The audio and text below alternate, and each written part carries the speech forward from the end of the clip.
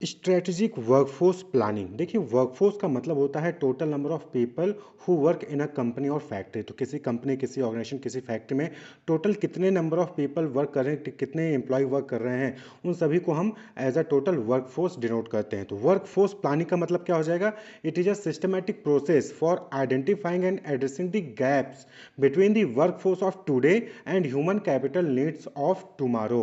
तो workforce planning का मतलब क्या हो गया कि आज के टाइम पे हमारे पास कितना वर्कफोर्स है और इन फ्यूचर हमें कितना वर्कफोर्स की रिक्वायरमेंट है, इस चीज़ को आइडेंटिफाई करना और उस चीज़ के लिए प्रॉपर तैयारी रखना ही वर्कफोर्स प्लानिंग कहलाता है। क्लियर? तो कितना है, कितने की रिक्वायरमेंट है, इस चीज़ को आइडेंटिफाई करना ही वर्कफोर्स प्लानिंग कहलाएगा। और वहीं पर स्ट्रेटजी का मतलब होता है plan that is created to achieve a goal. यानी कि कोई प्लान जो कि किसी गोल को अचीव करने के लिए क्रिएट किया गया हो, उसको हम स्ट्रेटजिक कहते हैं, फिर स्ट्रेटजी कहते हैं। क्लियर? तो जब हम स्ट्रेटजिक और वर्कफोर्स प्लानिंग को कंबाइन करेंगे तो मतलब क्या हो जाएगा कि एक प्लान क्रिएट करना जो इस चीज को इंश्योर करे कि ऑर्गेनाइजेशन के पास राइट टाइम पे right kind of people, right kind of talent जो है वो अवेलेबल रहे। क्लियर? तो स्ट्रेटजिक वर्कफोर्स प्लानिंग का मतलब क्या हो गया? Developing a methodical plan to ensure an organization has the employees skills and knowledge needed to meet current and future business goals।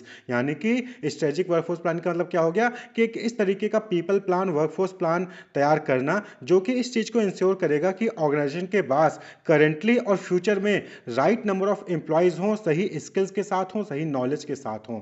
और ये कैसे होगा? By continually identifying gaps in the workforce. Workforce में लगातार जो भी गैप्स आते हैं उसको आइडेंटिफाई करके उसके लिए प्लान तैयार करके उस गैप को रिमूव करने से ही जो है ये चीज इंश्योर होगा कि ऑर्गेनाइजेशन के पास सही टाइम पे सही इंप्लॉइज हो, सही स्किल्स के साथ हो, सही नॉलेज के साथ हो। क्लियर? तो स्ट्रेटेजिक वर्कफोर्स प्लानिंग क्या हो गया, यानी एसडब्ल्यूपी क्या हो गया कि ये इंश्योर करता है कि ऑर्गेनाइजेशन के पास राइट पीपल हों, राइट स्किल्स के साथ हों और राइट रोल्स के साथ राइट टाइम पे हों।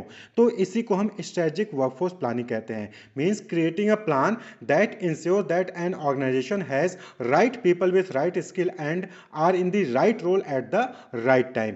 It bridge the gaps through targeted actions like hiring, training and retention. तो कौन कौन से एक्टिविटीज परफॉर्म करते हैं कि पहले तो हमने जो स्किल्स गैप है उसको आइडेंटिफाई कर लिया कि अभी कितने वर्कफोर्स हैं और आगे चल के कितने वर्कफोर्स में रिक्वायरमेंट है, उसको आइडेंटिफाई किया और फिर रिक्रूटमेंट, सिलेक्शन, ट्रेनिंग, इन सब के जरिए जो है हमने उस गैप को रिमूव किया, उस गैप को फुलफिल किया। तो that is strategic workforce planning. यानी प्लान बनाकर इस चीज को इंश्योर करना कि ऑर्गेनाइजेशन के पास राइट पीपल हो, राइट टाइम पे हो, राइट स्किल्स के साथ हो, राइट नॉलेज के साथ हो। क्लियर?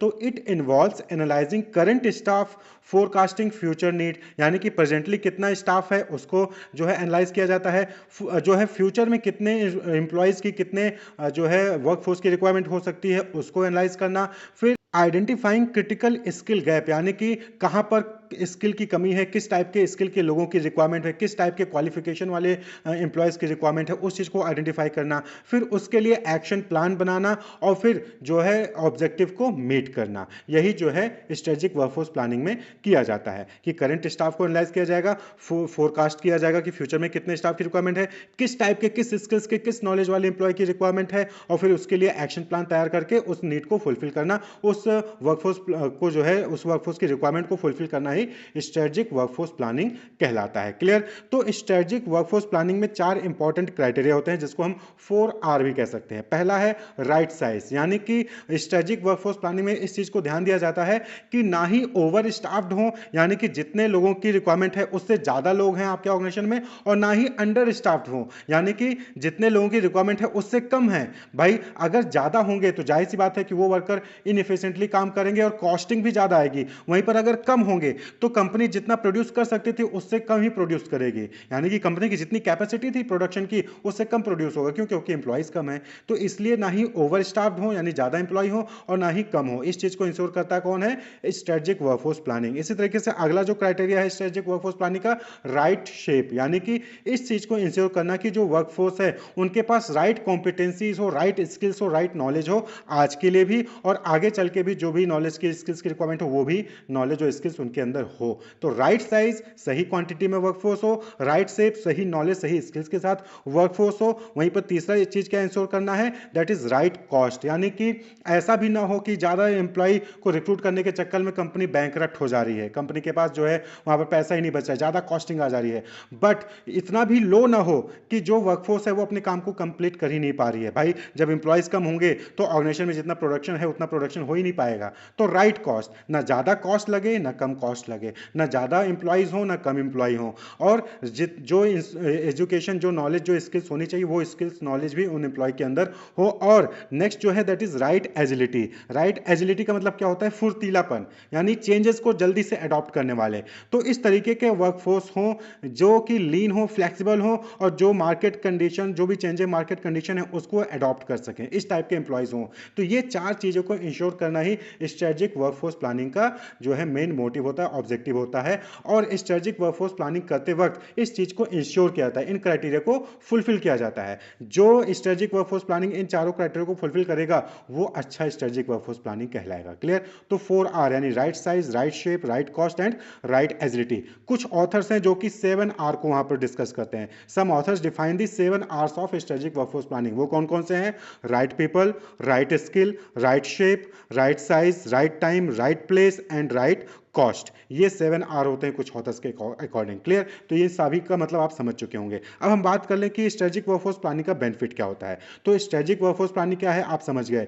स्ट्रेटेजिक वर्कफोर्स प्लानिंग का मतलब क्या हो गया कि एक ऐसा प्लान तैयार करना जो इस चीज को इंश्योर करेगा कि ऑर्गेनाइजेशन के पास राइट पीपल हैं, राइट स्किल्स के साथ हैं, राइट रोल परफॉर्म कर रहे हैं, राइट टाइम पे जो है अपना वो वर्क परफॉर्म कर रहे हैं। यानी कि इंश्योर करना कि ऑर्गेनाइजेशन के पास सही जो है क्वांटिटी में एम्प्लॉयज हों, सही स्किल्स के साथ हों, सही नॉलेज के साथ हों, जिससे कि उनकी करंट रिक्वायरमेंट और फ्यूचर की बिजनेस गोल की रिक्वायरमेंट जो है वो फुलफिल हो। क्लियर? अब बात कर लें बेनिफिट्स की कि स्ट्रेटेजिक वर्कफोर्स प्लानिंग की बेनिफिट क्या है। तो सबसे पहला बेनिफिट क्या हो जाएगा, इफेक्टिव टैलेंट मैनेजमेंट। यानी ये चीज इंश्योर होगी कि ऑर्गेनाइजेशन के पास राइट पीपल हैं विथ राइट स्किल्स हैं, राइट रोल को परफॉर्म कर रहे हैं, राइट टाइम पे परफॉर्म कर रहे हैं। क्लियर?